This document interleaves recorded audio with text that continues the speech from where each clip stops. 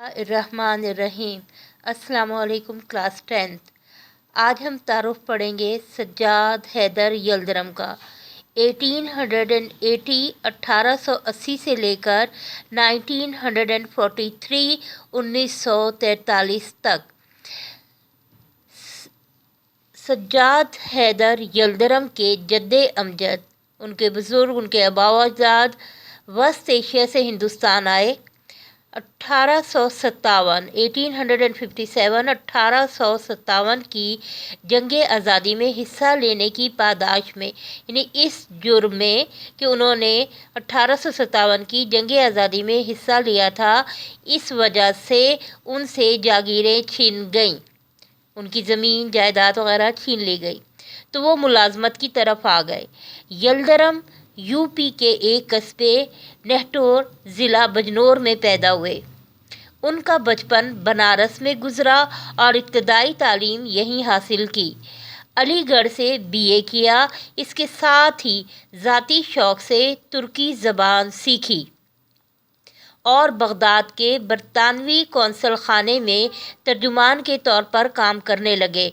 कुछ अरसे कुस्तुनतुनिया में भी रहे और तुर्की अदब और ज़बान का मज़ीद मुताला किया।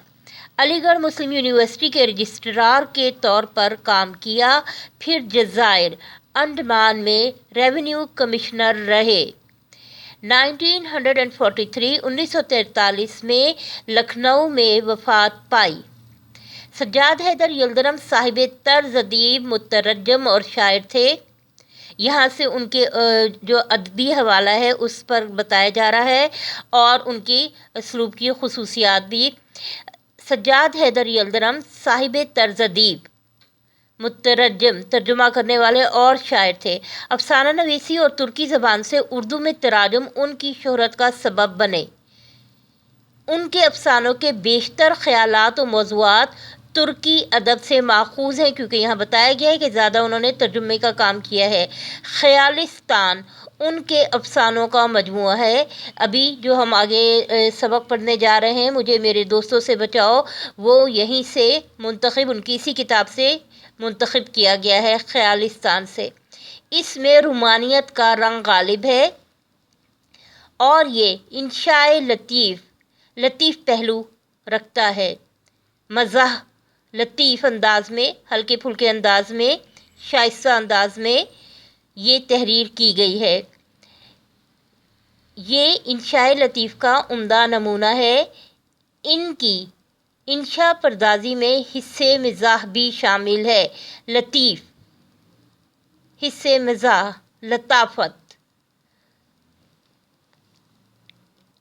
मुझे मेरे दोस्तों से बचाओ, इस अफसाने को हम पढ़ चुके हैं अपने पिछले लेक्चर में और यहाँ पर उसके मकासिद तदरीस भी हम देख चुके हैं।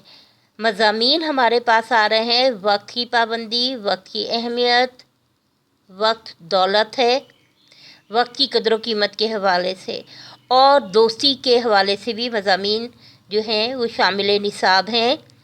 दोस्ती ऐसा नाता जो सोने से भी महंगा, दोस्ती के मुस्बत और मनफी पहलू, दोस्त, दोस्ती और हम, हमारे दोस्त।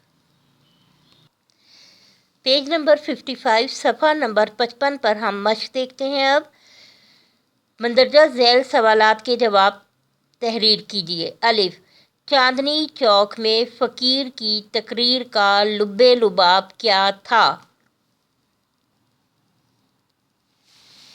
चांदनी चौक में फ़कीर की तकरीर का लुब्बे लुबाब ये था कि नंबर 1, वो गरीबुल वतन है, वतन वापस जाना चाहता है। नंबर 2, 7 बच्चों का बाप है, गरीब, मोहताज, ज़रूरतमंद है। नंबर 3, उसका कोई दोस्त नहीं। दूसरा सवाल है बे, मुसन्निफ़ पर उस फ़कीर ने क्या असर किया? मुसन्निफ़ पर फ़कीर की सदा का ये असर हुआ कि उसने फ़कीर का अपने साथ मवाजना किया और इस नतीजे पर पहुंचा कि फ़कीर का कोई दोस्त ना होना उसके हक़ में नेमत है और इस बात पर वो मुबारकबाद का मुस्तहिक है। तीसरा सवाल जीम जुज़ है, मुसन्निफ़ को अपने बेतकल्लुफ़ दोस्त भड़भड़िया से क्या शिकायत है?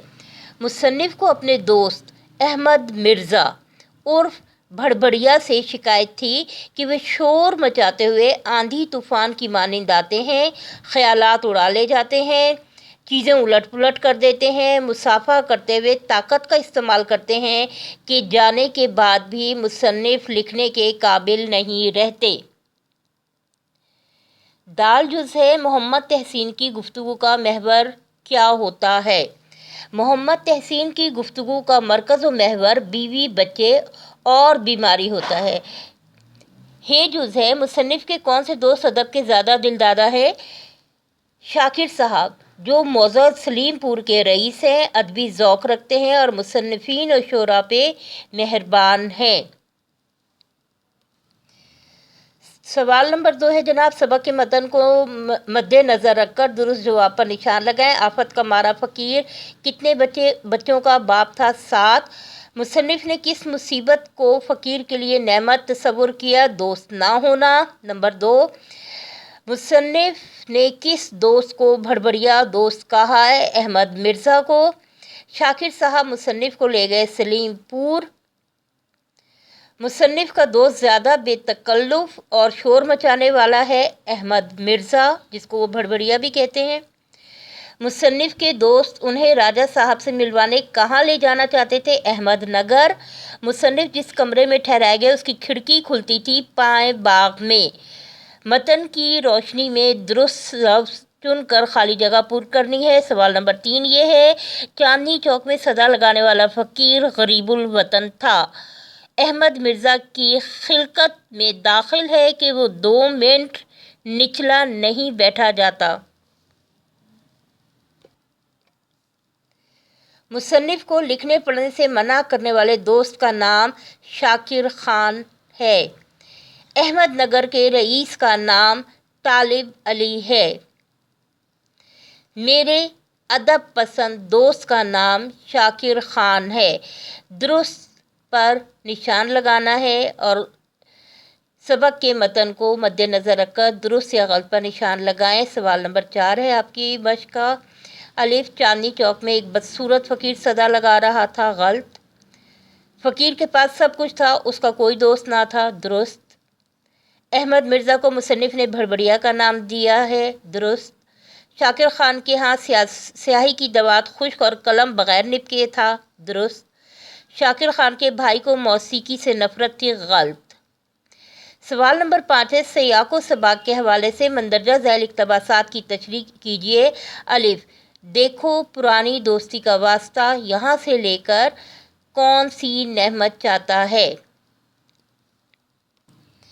पेज नंबर है आपकी किताब का 49 और यहाँ से आपका ये पैराग्राफ शुरू हो रहा है। देखो पुरानी दोस्ती का वास्ता देता हूँ से लेकर कौन सी नेमत चाहता है जिसकी हमने अभी तशरीह करनी है। उन्वान, मुझे मेरे दोस्तों से बचाओ। सिन्फ़ है अफ़साना, मुसन्निफ़ है सज्जाद हैदर यल्दरम और इंतखाब है ख़यालिस्तान।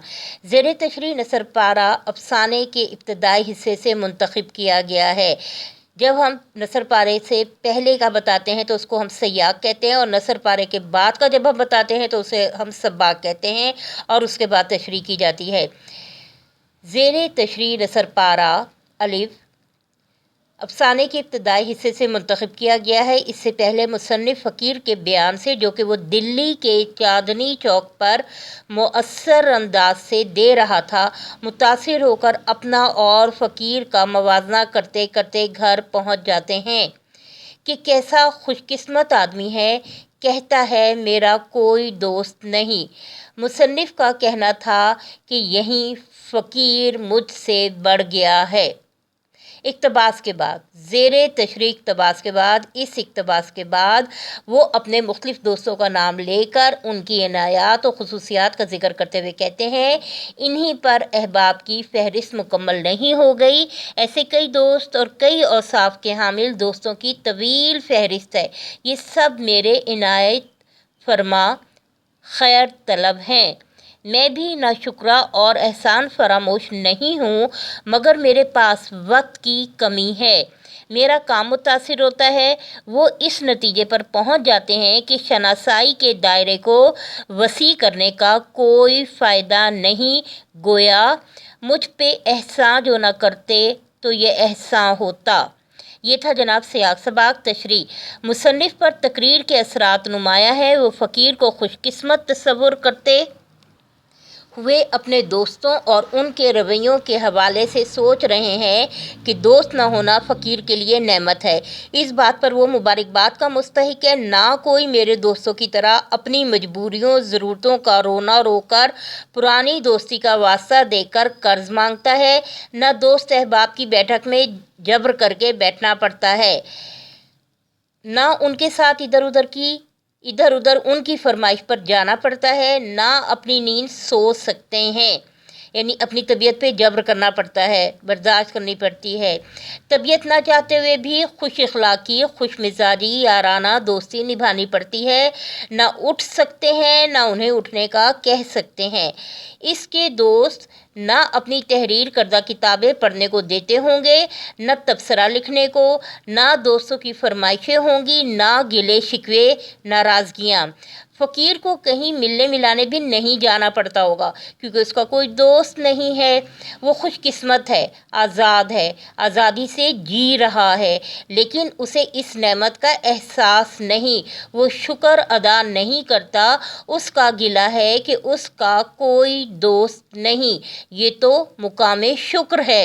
वो इस मामले में मुझसे बेहतर है। उसे अंदाज़ा नहीं दोस्तों और दोस्ती की रफ़ाकत और नज़ाकत का। दोस्त ना होने से वो कितने मसाइल से बचा हुआ है। ये खुदा की रहमत है, फजल है। न जाने वो मज़ीद क्या चाहता है। इसके बाद दूसरा हमारे पास जो पैराग्राफ है बे अहमद मिर्ज़ा की खिलकत में दाखिल है कि इसके बाद हमारे पास दूसरा पैराग्राफ है जनाब, यहाँ पर पेज नंबर 57 पर जो है हम इसका अब कर रहे हैं, बादले नाख्वास्ता मैं, इसके बाद कुछ डॉट्स हैं, यहाँ से लेकर मैं लिख रहा था। इस इक़्तिबास की अब हमें तशरीह करनी है सियाक व सबाक के हवाले से। सवाल नंबर 5 में बेजुज़। ये पैराग्राफ आपको अपनी किताब के पेज नंबर 53 पर मिलेगा। बादले नाख्वास्ता में उठा और नीचे गया से लेकर और मैं लिख रहा था।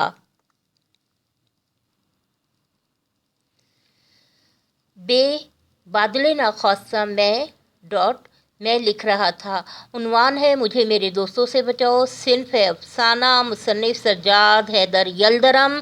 इंतखाब ख़यालिस्तान। ज़ेरे तशरीह नसरपारा सबक के तकरीबन वस्ती हिस्से से दरमियाने हिस्से से मुंतखब किया गया है। इससे पहले मुसन्निफ़ दिल्ली के चांदनी चौक पर फ़कीर की पुरसोच सदा से मुतासिर होकर उसका अपने आप से मवाजना करता है और इस नतीजे पे पहुंच जाता है कि फ़कीर का कोई दोस्त ना होना उसकी खुशकिस्मती है, नेमत है वो जिसकी वो कदर नहीं कर रहा। इसके साथ ही वो अपने दोस्तों अहमद मिर्ज़ा, तहसीन, शाकिर ख़ान साहब और इन जैसे कई दोस्तों से ताल्लुकात को बयान करते हैं, जिसमें शाकिर ख़ान साहब की मेज़बानी, मेहमानदारी, मेहरबानी का ज़िक्र है। ये था जनाब सियाक सबाक। इस इक़्तिबास के बाद ज़ेर तशरीह इक़्तिबास के बाद वो बताते हैं कि बावजूद कोशिश के मेरे लिए इस माहौल में लिखना मुश्किल से मुश्किल तर होता जा रहा था और मुझे मारिफ के एडिटर को बर वक्त मजमून देना था। आखिरकार मैं मेज़बान को नाराज़ करके घर लौट आते हैं। वो कह रहे हैं कि जी मैं आखिरकार मेज़बान को नाराज़ करके घर लौट आया। इसके बाद वो मज़ीद दोस्तों की कुछ इक़साम बताते हुए कहते हैं कि सब मेरे करम फरमा दोस्त, मोहसिन, इनायत फरमा, खैर तलब हैं, मगर हकीकत यही है कि अगर दुनिया में कुछ काम करना है तो बाज़ निहायत अज़ीज़ दोस्तों को छोड़ना पड़ेगा। मुझ पे एहसान जो न करते तो ये एहसान होता। उनका कहना था کہ یکسوئی اور سازگار ماحول نہ ہونے کے باعث میں لکھ نہیں پا رہا تھا۔ شاکر خان صاحب کی میزبانی مہمانداری قدر افزائی کے سامنے خود کو بے بس پاتا تھا۔ ابھی تحریر کو درست کر ہی رہا تھا جو کہ بے ربط تھی، نوک پلک سنوارتے ہوئے شبن شاکر صاحب کا پیغام لے آیا کہ راجہ طالب علی جو احمد نگر کے رئیس تھے، شاکر صاحب کے دوست، ان سے ملوانا مقصود تھا۔ مرتا کیا نہ کرتا، مجبوراً نہ چاہتے ہوئے بھی ملاقات کے لیے جانا پڑا۔ ان کے جانے کے بعد فراغت ہوئی، لکھنا شروع ہی کیا تھا کہ پھر بلاوا آ گیا کہ شاکر صاحب کے کوئی اور دوست آئے ہیں۔ شاکر صاحب نے بھی دوستوں کو متاثر کرنا تھا کہ وہ فن کے قدردان ہیں، کیونکہ وہ اہل علم کی قدر افزائی امرا کے شایان شان سمجھتے تھے۔ لیکن میری حالت بالکل اس اعلیٰ نسل کے قیمتی گھوڑے کی مانند تھی جسے خرید کر ساتھ رکھ کر مالک فخر کرتے ہیں اور سب کو دکھائیں۔ مجبوراً جا کر ملاقات کی اور جلدی چھٹکارا پا کر کمرے میں آیا کہ کچھ لکھ ڈالوں، مگر طبیعت تنگ ہو گئی تھی۔ بہت مشکل سے بیٹھا، لکھنا شروع کیا، طبیعت آمادہ کی، دل دماغ کو ساتھ لیا، سوچیں قلم کی زینت بن رہی تھیں۔ خوش قسمتی تھی کہ تقریباً 30 منٹ، آدھا گھنٹہ میرا قلم رکے بغیر چلتا رہا، میں روانی سے لکھتا رہا۔ یہ جناب اس پیراگراف کی تشریح۔ اس کے بعد آپ کا سوال نمبر 6 ہے، خلاصہ تحریر کرنا ہے۔ خلاصہ چوتھا حصہ ہوتا ہے 1/4 آپ کے لیسن کا، ایک پیراگراف میں لکھنا ہوتا ہے۔ مختصراً کہانی کو اپنے الفاظ میں آپ نے خود بیان کرنا ہے۔ اس کے بعد ہے تراکیب و محاورات جن کو آپ نے جملوں میں استعمال کرنا ہے۔ سوال نمبر 7، مندرجہ ذیل تراکیب و محاورات کو اپنے الفاظ میں استعمال کرنا ہے۔ لفظ و لفظ، نحیف و نظار، زندگی دوبھر ہونا، نچلا نہ بیٹھنا، کلیجے پہ پتھر رکھنا، شایان شان، ماتھا ٹھنکنا، رطب اللساں۔ لفظ ب لفظ جملہ، لفظ ب لفظ لکھ ڈالا پر نمبر پھر بھی پورے نہ آئے۔ نحیف و نظار، قحط و بیماری کا شکار نحیف و نظار لوگ انسانیت کا امتحان ہیں۔ زندگی دوبھر ہونا، شدید گرمی سے زندگی دوبھر ہو گئی ہے۔ نچلا نہ بیٹھنا، بچے نچلا نہیں بیٹھ سکتے۔ کلیجے پر پتھر رکھنا، کورونا سے بچاؤ کی خاطر کلیجے پر پتھر رکھ کر لاک ڈاؤن کرنا پڑا۔ شایان شان، کامیابیوں کے جھنڈے گاڑنا پاکستانی قوم کے شایان شان ہے۔ ماتھا ٹھنکنا، حالات کی نزاکت دیکھ کر میرا ماتھا ٹھنکا۔ رطب اللساں، حسن کی محنت اور کامیابیوں پر سب رطب اللساں ہیں۔ اس کے بعد ہے جملہ اسمیہ اور جملہ فعلیہ کی ترکیب نحوی۔ یہ آپ کو لیسن کی ریڈنگ کے بعد، جہاں ریڈنگ مکمل ہو رہی ہے وہاں پہ قواعد و انشاء میں یہ آپ کو کروا دی گئی ہے، جس میں آپ کو ترکیب نحوی کی تعریف، جملے کے اجزاء حصوں کا تعلق جس کو اسناد کہتے ہیں، جملہ اسمیہ، اس کی مثالیں اور جملہ فعلیہ مع مثالوں کے لیسن کے آخر میں ایکسرسائز شروع ہونے سے پہلے لیسن کی ریڈنگ کے بعد کروا دیا گیا ہے تفصیل کے ساتھ۔ اس کو آپ جتنی مشق کریں گے، جتنا سمجھ کے پڑھیں گے، اتنا ہی آسان ہوگا۔ ایک دفعہ پھر بتاتے چلوں، اردو لازمی دہم کی جو کتاب ہے، اسی کتاب کا صفحہ نمبر 19، 20، 57، 58 اور 86، 19، 20، 57، 58 and 86۔ اردو 9th کی جو آپ کی کتاب ہے اس کا پیج نمبر ہے 75، 76، 75 اور 76، جہاں پر آپ کو ترکیب نحوی، جملہ اسمیہ اور فعلیہ کی تعریف اور مثالیں ملیں گی، جبکہ قواعد و انشاء جو آپ کی گرامر کی بک ہے اس میں پیج نمبر 24 ہے، 24 ہے، جہاں پر آپ کو ملے گا۔ اس کے ساتھ ہی آپ کے مضامین کے عنوانات بھی ہیں جو کہ آپ کو شروع میں بھی بتائے گئے ہیں۔ وقت کی اہمیت، وقت کی پابندی، وقت کے حوالے سے کوئی بھی عنوان ہو سکتا ہے۔ اسی طریقے سے دوستی کے حوالے سے بھی آپ کو عنوانات بتا دیے گئے ہیں جس پر آپ کو مضمون لکھنے کی مشق کرنی ہے۔ افسانے کی تعریف، یہ اس فرضی کہانی کو کہتے ہیں جو مختصر، دلچسپ اور واقعاتی لحاظ سے زندگی کے کسی پہلو پر روشنی ڈالے۔ فرضی کہانی مختصر، دلچسپ، واقعاتی لحاظ سے زندگی کے کسی پہلو پر روشنی ڈالے۔ اس کے کردار فرضی ہوتے ہیں لیکن حقیقی نظر آتے ہیں۔ اس کی طوالت، اس کی لمبائی اتنی ہوتی ہے کہ ایک نشست میں پڑھا جا سکے، بسہولت پڑھا جا سکے، مکمل کیا جا سکے۔ وحدت تاثر، مکمل بات اس کی بڑی خوبی ہوتی ہے۔ افسانہ اس فرضی کہانی کو کہتے ہیں جو مختصر، دلچسپ، واقعاتی لحاظ سے زندگی کے کسی پہلو پر روشنی ڈالے۔ اس کے کردار فرضی ہوتے ہیں لیکن حقیقی نظر آتے ہیں۔ اس کی طوالت اتنی ہوتی ہے کہ ایک نشست میں پڑھا جا سکتا ہے۔ وحدت تاثر اس کی بڑی خوبی ہوتی ہے۔ سرگرمیاں، دوستی کے موضوع پر دو دوستوں کے درمیان مختصر مکالمہ نہیں، آپ کو مضمون لکھنا ہے۔ میرے دوست، ہمارے دوست اور دوستی کے حوالے سے آپ کو مضمون لکھنا ہے جس میں دوستی کا مفہوم واضح ہو، دوستی کا مقصد واضح ہو، دوستی کے فائدے نقصانات واضح ہوں۔ اس کے بعد جناب، دوستی کے حق اور مخالفت میں جماعت کے کمرے میں ایک مباحثہ کرایا جائے۔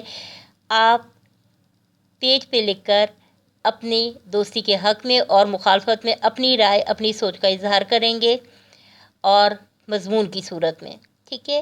اس کے بعد اساتذہ کرام کے لیے طلبہ پہ دوستی کا صحیح مفہوم واضح کیا جائے۔ لیسن کی ریڈنگ کے دوران کیا گیا ہے۔ مختلف مثالوں کے ذریعے سے طلبہ کو وقت کی اہمیت، مضمون کا احساس دلایا جائے، ٹھیک ہے۔ اس پر بھی ہمیں مضمون لکھنا ہے کیونکہ زندگی وقت ہے۔ میں نے آپ کو لیسن کے شروع میں بتایا کہ زندگی کیا ہے، مہلت ہے، وقت ہے۔ ہمیں اسے استعمال کر کے اپنے آپ کو کامیاب بنانا ہے۔ اس کے بعد جناب کے طلبہ پہ واضح کیا جائے کہ اپنے من پسند کام میں، اپنی دلچسپی کے کاموں میں مصروف رہنے ہی سے انسان خوش رہ سکتا ہے۔ تو وہ پھر من پسند کام بھی تو صحیح ہونا۔ تو یہی وہ چیز ہے جو کہ یہاں پہ سمجھائی گئی ہے کہ دل کی سنیں ضرور لیکن پھر دل کو بھی دین کے، مذہب کے، اخلاق کے، روایات کے، اقدار کے، ثقافت کے، مذہب کے تابع رکھیں۔ تو یہاں پہ یہی بتایا جا رہا ہے۔ اب جیسے نیٹ پر بچے گیمز وغیرہ اگر کر رہے ہوں، گھنٹوں گزر جاتے ہیں، مصروف ہیں۔ اسی طریقے سے دن میں سو رہے ہیں، رات میں جاگ رہے ہیں، کیونکہ وقت جب ہم اپنی پسند کے کام کر رہے ہوتے ہیں تو اس میں نہ ہمیں تھکن کا احساس ہوتا ہے، نہ ہمیں بھوک لگتی ہے، نہ ہمیں وقت گزرنے کا پتہ چلتا ہے۔ تو یہ وہ چیز ہے کہ ہمیں اپنے من پسند کاموں میں مصروف رہنے سے انسان خوش رہ سکتا ہے۔ تو ہمیں پھر اپنے مقاصد بھی اور اپنے دل اور دماغ کو بھی تابع رکھنا ہے، دین کے، گھر کے ماحول کے، ثقافت کے، روایات کے، اقدار کے، تہذیب و تمدن کے، ٹھیک ہے۔ خوش رہیں جناب۔ اللہ حافظ۔